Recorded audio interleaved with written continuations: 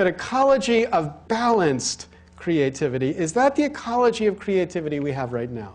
Well, as you all know, not many of us believe we do. I tripped on the reality of this ecology of creativity just last week. I created a video which was based on a Wireside chat that I had given, and I uploaded it to YouTube. I then got this email from YouTube weirdly notifying me that there was content in that owned by the mysterious WMG that matched their content ID. So I didn't think much about it. And then on Twitter, somebody said to me, your talk on YouTube was DMCA'd. Was that your purpose? Imagining that I had this deep conspiracy to reveal the obvious flaws in the DMCA. Answer, no, I didn't even think about it. But then I went to the site, and all of the audio in my site had been silenced. My whole 45-minute video had been silenced because there were snippets in that video, a video about fair use that included Warner Music Group music. Now, interestingly, they still sold ads for that music. If you played the silent video, you could still buy the music, but you couldn't hear anything because it had been silenced. So I did what the current regime says I must do to be free to use YouTube to talk about fair use. I went to this site, and I had to answer these questions. And then in an extraordinarily Bart Simpson-like juvenile way, you've actually got to type out these words and get them right to reassert your freedom to speak. And I felt like I was in third grade again. I will not put tax on the teacher's chair. I will not put tax on the teacher's chair. This is absurd. It is outrageous. It is an extraordinary perversion of the system of freedom we should be encouraging. And the question I ask you is, who's fighting it? Well, interestingly, in the last presidential election, who was the #1 active opponent of this system of regulation in online speech? John McCain. Letter after letter attacking YouTube's refusal to be more respectful of fair use than their extraordinary notice and takedown system that led his campaign so many times to be thrown off the internet. Now, that was the story of me then, my good old days of right-wing lunacy. Let me come back to now. Now when I'm a lib, a leftist, I'm certainly left-handed, so at least a lefty, and I wonder, can we on the left expect to build this ecology of freedom now? In a world where we know the extraordinary powerful influences against it, where even icons of the left like this entertain and push bills that would effectively ban the requirement of open access for government-funded research. The president, who has supported a process that secretly negotiates agreements which effectively lock us into the insane system of DMCA that we have adopted and likely lock us down a path of 3 strikes and you're out, that, of course, the rest of the world are increasingly adopting. Not a single example of reform has been produced yet, and we're not going to see this change in this system anytime soon. So here's the lessons of openness that I think we need to learn. Openness is a commitment to a certain set of values. We need to speak of those values. The value of freedom. It's a value of community. It's a value of the limits in regulation. It's a value respecting the creator. Now, if we can learn those values from at least some influences on the right, if we can take them and incorporate them, maybe we could do a little trade. We learn those values on the left, and maybe they'll do healthcare or global warming legislation or something on the right. Anyway, please join me in teaching these values. Thank you very much.